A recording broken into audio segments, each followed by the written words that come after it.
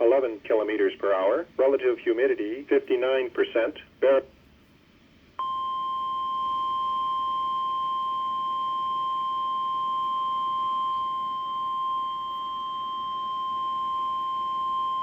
Environment Canada has issued a severe weather bulletin for New Brunswick at 3:42 p.m. Atlantic Standard Time, Friday, December 13th, 2019. A rainfall warning is issued for St. John and County. A rainfall warning is issued for Sussex, Kennebecasis Valley, and Kings County. A rainfall warning is issued for Grand Lake and Queens County. A rainfall warning is issued for St. Stephen and Northern Charlotte County. A rainfall warning is issued for Grand Manan and Coastal Charlotte County.